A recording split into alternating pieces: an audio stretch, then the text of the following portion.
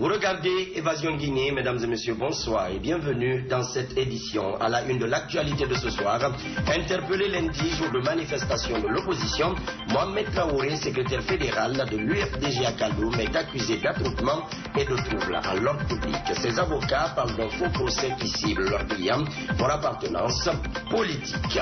La journée du Parlement panafricain et de la communauté économique des États de l'Afrique de l'Ouest, CEDEAO, a été célébrée ce mardi à Conakry sans les députés issus de l'opposition républicaine. Cette journée fait suite à la résolution adoptée en mai 2014 par les 113 députés de l'Assemblée nationale guinéenne. Mesdames et messieurs, une fois encore, bonsoir et bienvenue.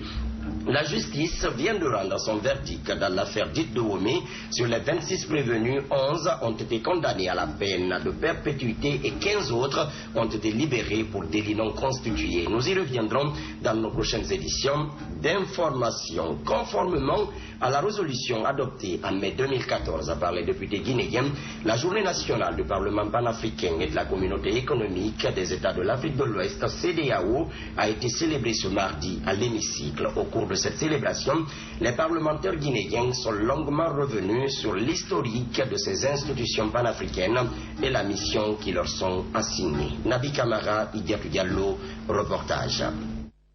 Le Parlement panafricain est l'Assemblée consultative de l'Union africaine regroupant les 53 États du continent noir. Mais cette institution panafricaine est très mal connue en Guinée. C'est pour cette raison que les députés de l'Assemblée nationale de Guinée ont décidé de célébrer la journée nationale du Parlement panafricain le 21 avril de chaque année afin de faire connaître cette institution aux Guinéens. Les institutions en général et les institutions africaines en particulier, sont mal connus de notre public.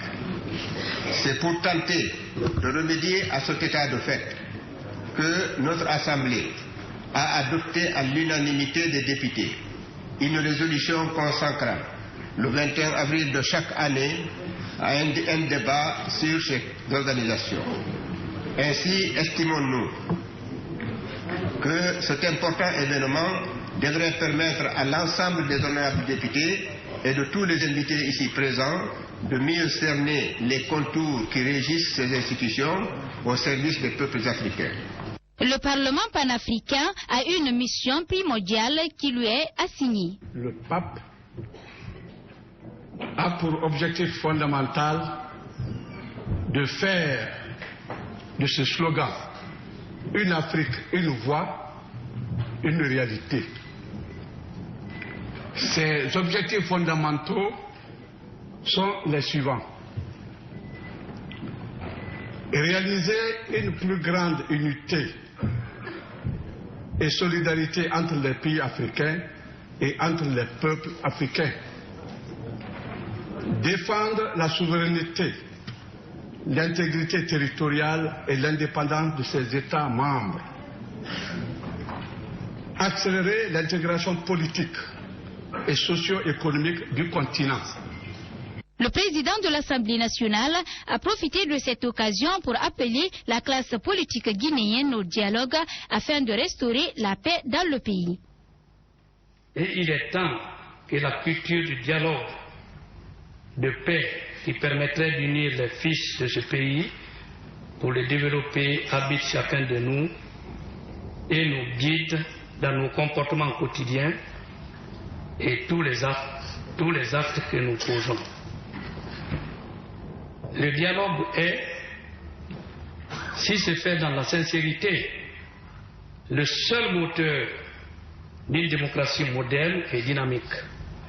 Parce que, non seulement il permet à tous les acteurs du pays d'avoir des rapports civilisés, mais ensuite, il permet d'instaurer un environnement de quiétude propice aux investissements privés et au travail productif porteur de croissance. À noter que cette journée nationale du Parlement panafricain a été célébrée à l'absence de l'opposition parlementaire à l'hémicycle. Malgré l'impasse politique qui prévaut en Guinée autour notamment du chronogramme des élections, la Commission électorale nationale indépendante continue ses activités sur le terrain. Elle vient de lancer la formation des membres des commissions administratives de révision des listes électorales sur toute l'étendue du territoire national. Ces membres de CARL ont 6 jours pour être outillés aux techniques de révision des listes électorales. Le point avec Benou Marsilla. Pour la CENI, la révision des listes électorales est l'opération la plus importante et délicate. Il faut alors former les agents commis à cette tâche. Ces agents membres des CARL vont bénéficier des 6 jours de formation allant du 18 au 23 avril. Ils seront outillés en technique d'inscription, de radiation, de remplissage des fiches, la correction et l'affichage des listes électorales. Si la révision des listes est bien assurée, notamment ceux qui sont inscrits, qui sont dans les normes, ils sont bien inscrits. Ceux qui doivent être radiés, par exemple les cas de décès, de doublons et autres, sont bien radiés. Ça contribue à rendre correct le fichier, à l'épurer. Et c'est un fichier correct et épuré qui permet d'avoir une élection libre, transparente et crédible, par conséquent acceptée de tous. L'opération consistera également à extirper les personnes décédées et inscrire d'autres en âge de voter. Toutes les parties prenantes du processus électoral sont représentées, notamment l'opposition, rassure la CENI. L'opposition est partie prenante dans cette opération de révision, parce que le président de la CARL vient de la CECI. Et il y a les autres membres qui viennent aussi de l'opposition. La CENI ne va jamais mettre à l'écart les acteurs du processus que sont la mouvance et l'opposition. Ils sont toujours partie prenante. Et dans l'installation des démembrements et dans la révision des listes électorales. La révision donc du fichier électoral sera lancée vendredi 24 avril sur toute l'étendue du territoire national. Elle durera 45 jours à l'interne et 1 mois à l'étranger du 10 mai au 10 juin. Et puis, l'instance électorale poursuit ses préparatifs pour l'organisation de l'élection présidentielle du 11 octobre 2015. À ce jour, plusieurs activités sont réalisées, à savoir la formation et l'installation des démembrements. Selon les commissaires, ils sont à plus de 90% d'activités réalisées, déterminés à agir en toute transparence. La CENI invite les parties prenantes du processus à s'assurer de la présence de leurs représentants afin qu'aucun parti ne soit exclu du processus électoral suivi. Nous avons mis au niveau de nos démembrements, au niveau local, vous savez, la transparence suppose qu'on permette à l'ensemble des acteurs de contrôler, si vous voulez, ce qui se fait dans le processus. Donc au niveau local, nous avons dans chaque préfecture une cellule locale préfectorale qui est chargée effectivement de conduire le processus électoral et que personne ne se sente exclu du processus. Donc nous invitons encore une fois, je sais qu'ils le sont déjà parce que tous les partis politiques sont à l'intérieur de cette cellule-là, mais il est important qu'ils continuent à y rester à l'intérieur, il est important qu'ils continuent à douter de la CENI, à surveiller ce que nous faisons. Je crois que cela est important parce que c'est ce qui peut permettre demain que les résultats ne soient pas contestés dès l'instant que chacun, à chaque phase du processus, est présent et suit ce qui se fait. Au lendemain de la manifestation de l'opposition, l'ambiance des quartiers de l'Axe, Le Prince et Morose, des exactions des forces de maintien de l'ordre ont été dénoncées par les habitants. À Amdalaï, pharmacie, un jeune aurait même reçu une balle à bout portant, selon sa famille. Les explications avec Tierno Falilou Diallo. L'Axe Le Prince était vide au lendemain de la manifestation. À l'intérieur des quartiers, l'environnement ressemblait à une zone d'après-guerre avec des boîtes de gaz lacrymogènes usées qui jonchaient le sol. Dans une famille, les forces de l'ordre se seraient introduites dans l'enceinte même de la concession pour tout détruire. Pare-brise de véhicules, chaises, rien n'a été laissé. Ils ont grimpé la clôture pour rentrer afin de casser les pare-brises et les chaises. Ils ont même mis quelque chose dans l'eau. On ne sait pas si c'est du poison ou pas. Nous ne les accusons pas si c'est qu'ils ont fait.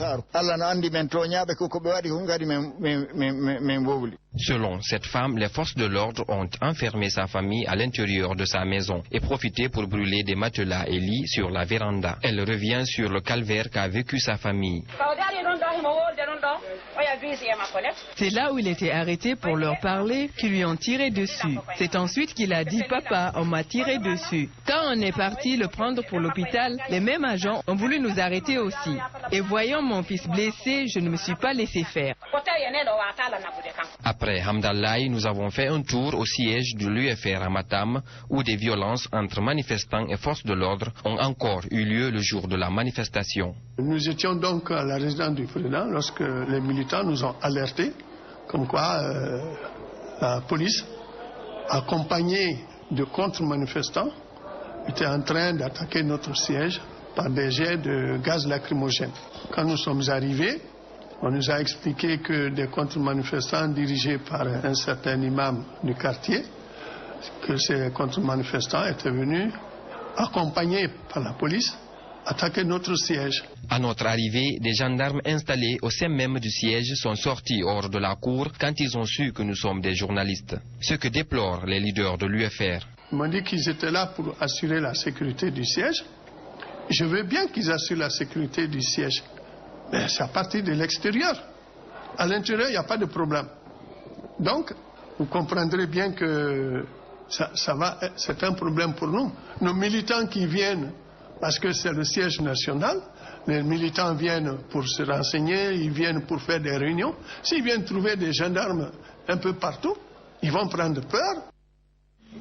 Le secrétaire fédéral de l'Union des forces démocratiques de Guinée, UFDG à Kaloum, a répondu ce mardi à la convocation du tribunal de première instance de la même juridiction. Mohamed Traoré, interpellé lundi, journée de manifestation de l'opposition, est accusé d'attroupement et de troubles à l'ordre public. Ses avocats parlent d'un faux procès qui cible leurs clients pour appartenance politique. Compte rendu signé Abdourahmane Ba. À l'interrogatoire de ce mardi, le mis en cause a nié en bloc toutes les charges qui sont retenues contre lui, c'est-à-dire attroupement et troubles à l'ordre public. Le secrétaire fédéral de l'UFDG à Kaloum dit ne s'être mêlé à aucune manifestation à cause des maux de tête qu'il ressentait. Son arrestation est intervenue alors qu'il quittait la ville où il était parti s'approvisionner en nourriture pour aller s'enquérir de l'état de santé de sa mère qui aurait été atteinte par une bombe lacrymogène. De l'avis des avocats à la défense, les accusations retenues contre leurs clients sont non fondées et pire, le procès cible son camp politique. Mohamed Traoré, qui est secrétaire fédéral de l'UFDG à Kaloum, a été interpellé hier en début d'après-midi à Kaloum pour attroupement. Ce qui est faux et archi faux. Il n'était ni sur la voie publique, il n'a ni troublé l'ordre public, il n'a ni mobilisé les citoyens pour troubler l'ordre public. Il a été simplement arrêté parce qu'il est secrétaire fédéral de l'UFDG. Maître Salifou Biavougui déplore aussi les violences infligées à leurs clients lors de son arrestation. Il a été violenté, jeté dans le véhicule, d'abord après avoir été bastonné à terre, s'il faut dire ainsi, privé de son téléphone, de ses téléphones, de sa montre, de tout ce qui était sur lui, et présenté au tribunal. Nous pensons que c'est un innocent et qu'il sera rétabli dans ses droits. Ce jugement commence à prendre une certaine envergure avec la citation des cadres du gouvernement comme le gouverneur de la ville de Conakry et la présidente de la délégation spéciale de Kaloum. La défense, qui n'exclut point leur comparution pour être éclairée, dit être ferme pour démontrer l'innocence de leurs clients. Les débats nous édifieront, nous avancerons à pas de caméléon, mais nous serons fermes sur sa défense. Rassurez-vous. Le président du tribunal a ordonné le renvoi du procès jusqu'au 28 avril prochain et sollicite la comparution des officiers qui ont interpellé le secrétaire fédéral de l'UFDG à Kaloum. À présent, la rubrique L'invité du journal. Je reçois pour vous sur ce plateau Bailo Barry, président de l'ONG Destin en Main. Monsieur Barry, bonsoir. Bonsoir, monsieur Mané. Monsieur Barry, dites-nous, face à cette situation très tendue que traversent en ce moment les populations guinéennes, les jeunes sont au centre de toutes les manipulations. Qu'est-ce qu'il faut aujourd'hui concrètement pour éveiller la conscience de ces jeunes? Merci beaucoup, monsieur Mané. Parlant de l'éveil de conscience de la couche juvénile ou des jeunes, les jeunes doivent faire preuve de responsabilité, penser à leur avenir et devenir. La jeunesse devait plutôt se pencher sur sa formation, sur son éducation et sur son avenir. Je suis d'accord qu'un jeune manifeste, qu'il sorte dans la rue pour réclamer une formation ou une éducation de qualité. Qu'il sorte pour marcher, réclamant une bibliothèque. Sortir pour marcher parce qu'il n'y a pas d'enseignants de qualité. Marcher parce qu'on n'a pas d'eau et d'électricité. Marcher parce qu'on en a marre de tomber sous les balles de ceux qui sont censés nous protéger et protéger nos biens. Et non pas marcher parce qu'on nous demande de marcher et marcher sans savoir pourquoi on marche. Monsieur Barry, certains estiment aujourd'hui que la plupart des jeunes de l'Axe Amdalaï et Bambeto sont manipulés par certains leaders politiques de notre pays. Oui, ça peut être une réalité que la manipulation de cette jeunesse, elle est réelle.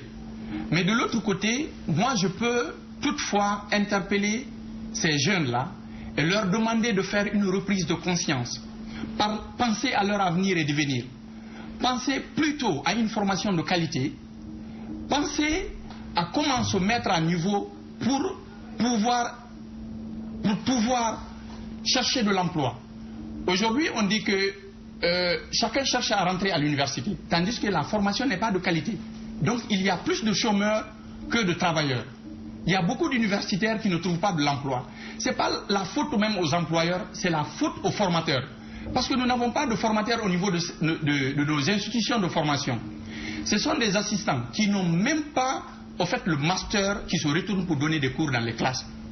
Moi, si je dois marcher, je marcherai parce qu'il n'y a pas une formation de qualité. Si je dois marcher en tant que jeune, je marcherai parce qu'il n'y a pas d'eau et d'électricité. Si je dois marcher dans la rue en tant que jeune responsable, je dois marcher parce qu'on est en train de me tuer.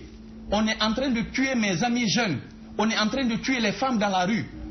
Et ceux qui sont censés nous protéger et protéger nos biens sont en train de nous détruire à petit feu. Monsieur Barry, vous parlez aujourd'hui de protection et d'irresponsabilité de ces jeunes. Et de leur côté, quelle devrait être la responsabilité de ces acteurs politiques de notre pays vis-à-vis de cette jeunesse guinéenne? Parlant de la responsabilité de la jeunesse, je ne parle pas seulement de l'irresponsabilité de la jeunesse de l'Axe de Bambeto Amdalaï. Je parle de la jeunesse guinéenne. Il faudrait réellement que la jeunesse puisse faire une reprise de conscience et savoir qu'elle ne peut évoluer que si elle réclame la formation, qu'elle réclame l'orientation, qu'elle réclame la justice dans ce pays, qu'elle réclame l'eau et l'électricité par exemple.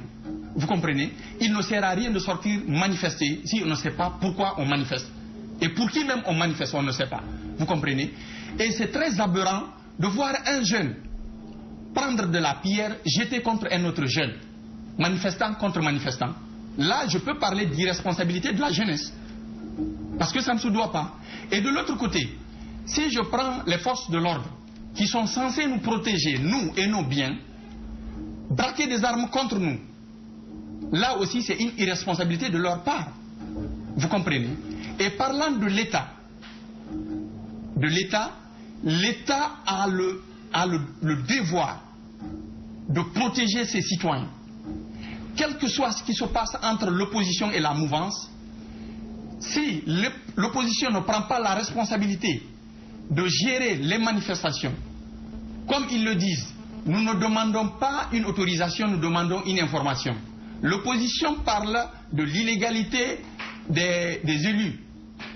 Je suis d'accord, mais qu'ils essaient de réfléchir qu'à chaque fois qu'ils organisent une manifestation, c'est les morts d'hommes qui sont enregistrés. Monsieur Barry, vous venez de parler, vous venez de situer la responsabilité à tous les niveaux. Oui. Concrètement, face à cette situation grandissante que le peuple de Guinée est en train de vivre, quand on sait que 7 Guinéens sur 10 vivent pratiquement sous le seuil de la pauvreté, qu'est-ce qu'il faut au jour d'aujourd'hui pour une sortie de crise favorable? Pour une sortie de crise favorable, Monsieur Mané, il faudrait une responsabilité de tous les acteurs concernés, que ce soit des acteurs politiques ou les autres acteurs des institutions. Et nous-mêmes, peuple, il faudrait que nous pensions à la nation, que nous pensions foi, que nous pensions loi. Parce que dans un État, là où la foi et la loi n'existent pas, on ne peut pas parler de paix. Donc il faudrait que chaque citoyen puisse prendre ses responsabilités et penser qu'on ne peut grandir, on ne peut vivre, on ne peut se développer que c'est s'il y a la paix. On a tant fait la guerre, on peut faire 10 ans de guerre, 10 ans de manifestation, on finira d'aller autour de la table. Maintenant, pourquoi ne pas commencer par aller autour de la table que d'aller s'entretuer dans la rue? Donc, ce que je demanderai au peuple de Guinée et à tous les acteurs concernés, c'est de prendre leurs responsabilités et surtout de prendre leur destin en main pour ne pas nous faire tomber dans une erreur irréparable. Merci à vous vraiment, M. Barry. Merci à vous, monsieur. Je rappelle que M. Barry est le président de l'ONG Destin en main. Le projet vient de tenir sa 7e assemblée générale à Kindia. Durant 3 jours, les acteurs de la société civile guinéenne et française ont échangé et discuté autour de plusieurs sujets pouvant contribuer à l'évolution publique. Au cours de cette assemblée générale, le bureau du COPIL a été renouvelé par les acteurs présents à Kindia. Depuis son lancement en 2008, le projet rassemble les acteurs de la société civile. Diallo, reportage. Cette 7e assemblée générale de Projeg intervient à 7 mois de la fin de la 2e phase de ce projet. Elle aura réussi à réunir l'ensemble des organisations françaises et guinéennes qui ont pris l'engagement de respecter les principes et valeurs du programme concerté de renforcement des capacités de la société civile et de la jeunesse guinéenne. Durant 3 jours, les acteurs présents ont identifié les actions et les enjeux en phase avec le contexte guinéen. L'Assemblée générale a demandé cette année-ci, comme elle l'avait demandé l'année dernière pour les États généraux, que cette année-ci, qu'on soutienne des actions dans toutes les régions qui vont dans le sens d'amener les acteurs de la société civile à lutter contre l'instrumentalisation de l'ethnie dans les discours ethniques. Et là, dans le discours politique du moins. Et là, ce sera aussi un nouveau défi pour le projet dans ce contexte relativement tendu préélectoral. Résolument engagé à faire respecter la vision du projet, cela en respectant les principes et valeurs du programme, les participants ont procédé au renouvellement du bureau du comité de pilotage. Dans mon discours de campagne, j'ai énuméré là-bas 4 points essentiels. Le point qui me semble plus important, c'est surtout de contribuer à la pérennisation des acquis du projet, surtout les cadres de concertation, les collèges régionaux. Chaque fois, on est habitué à se rencontrer là-bas. Et si aujourd'hui, le programme se termine, vous voyez l'inquiétude des gens, on est déjà habitué à faire ça. Et ensuite, surtout, aider les organisations dans leur autonomisation, puisqu'un jour après le projet, que nous puissions continuer sans qu'on ait assez de difficultés. La charte des membres du projet repose sur des valeurs basées sur la solidarité, l'équité et l'intégrité. Les participants à cette 7e assemblée générale sont tous satisfaits du travail réalisé. Sortons de cette assemblée avec un grand défi. Ce défi, c'est de mettre tous les acteurs majeurs de la société civile autour d'une table pour pouvoir aboutir aux États généraux. Parce que si vous constatez aujourd'hui dans notre pays, il y a du challenge, il y a de l'avenir dans ce pays. Mais il faut que tous les grands ensembles se mettent ensemble pour pouvoir débattre les vrais problèmes du pays et pouvoir sauver ce peuple qui a tant souffert. Mes impressions sont bonnes puisque c'est un espace à travers lequel on apprend beaucoup, on échange. On a assez de partenariats et ça nous permet désormais de nous préparer davantage pour participer vraiment à la bonne marche de ce projet. Cette assemblée générale de Kindia s'achève avec l'espoir de voir tous les acteurs de la société civile guinéenne parvenir à briser les barrières pour la réussite de ces États généraux. La coordination du projet philo-socio-productif a organisé du 13 au 17 avril 2015 un atelier de passation des marchés volet IMO 2015. Ce projet s'inscrit dans le cadre de la mise en œuvre de la composante 1 du projet financé par la Banque mondiale. Cette rencontre a connu la participation de toutes les commissions de passation des marchés dans les différentes communes concernées. Néné Oumobalde, reportage. Mettre en œuvre le processus de passation de marché relatif à la composante 1 du projet filet socio-productif, établir les listes restreintes en fonction des microprojets et des communes concernées, tels sont les objectifs que visait cet atelier. Toutes les commissions de passation de marché des différentes communes ciblées étaient présentes à cette rencontre. Environ 160 microprojets doivent être exécutés dans les communes de Boké, Fria, Kindia, Mamou, Labé, Kankan, Farana et Zérekori. Comme indiqué dans la salle, l'objectif était vraiment de clôturer la session de passation des marchés pour le recrutement des 182 ONG chargés de mettre en œuvre les microprojets du projet filets sociaux pour l'exercice 2015. Les microprojets ont été identifiés dans les différentes communes. Vous avez 10 microprojets qui vont être exécutés à Kindia, 15 à Boké, 20 à Labé, 20 à Kankan, 15 à Farana. Donc ces microprojets ont été déjà identifiés et approuvés par la coordination du projet. Le représentant du maire de Kindia, satisfait de ce projet, parle des œuvres réalisées par filets sociaux dans sa cité. Au niveau de Kindia, les filets sociaux ont eu beaucoup d'impact. Impact sur le plan environnemental. Aujourd'hui, avec ces efforts, la ville de Kindia est désignée comme la ville la plus propre de notre pays. À travers les ressources générées par les filets sociaux, il y a aujourd'hui beaucoup de jeunes qui ont créé leur propre entreprise. Il y en a qui ont ouvert des télécentres, il y en a qui ont ouvert des salons de coiffure. Cela s'est traduit aussi dans l'amélioration du niveau de vie de ces populations vulnérables. Pour les participants, ce projet vient à point nommé. Ils sollicitent que ce projet soit un point d'ancrage pour rendre les différentes communes du pays propres. Je sors très satisfait, très content par rapport à ce que j'ai vu. Et je pense à la transparence qui a caractérisé les travaux. Et je pense aussi au sérieux qui va être fait sur le terrain dans le cadre de l'exécution de ces différents micro-projets. Ma préoccupation, c'est la salubrité dans nos communes. Comme vous-même, vous le savez, toutes les communes de la Guinée, de Conakry à l'intérieur du pays, c'est des communes qui ne répondent pas aux normes de propriété. Pour enlever les ordures, il faut trouver les moyens de transport, qui n'est autre que les camions. Parce que, spécialement, on peut faire le nettoyage, mettre les ordures au dépotoir. Mais pour transporter à la décharge, ça pose problème. Donc si on a les moyens de transport, ça va nous soulager. La coordination compte organiser plusieurs autres rencontres afin de réaliser ces œuvres dans toutes les régions du pays. Les populations de Télémilé bénéficient de 2 bonnes fontaines et de 2 forages pour la desserte en eau potable. Les équipements ont récemment été inaugurés dans la ville, en présence notamment des cadres de la Société des eaux de Guinée et des autorités préfectorales. Mamadi de Kandé, Ibrahima Raïsila, reportage. La ville de Télimélé n'avait jamais connu de système d'adduction d'eau potable. La Société des eaux de Guinée allège la souffrance des populations locales en leur offrant 2 bornes fontaines, 2 forages et des groupes électrogènes. Grâce à la bonne gouvernance du président de la République, grâce au souci qu'il anime de donner de l'eau aux paisibles populations de la Guinée, ces équipements ont été faits pour permettre à nos concitoyens de cette ville d'avoir de l'eau potable au niveau de ces bonnes fontaines en attendant l'achèvement du projet d'adduction d'eau. À l'inauguration des installations, les populations de Télimélé se sont fortement mobilisées. En leur nom, le préfet a vivement exprimé leur satisfaction.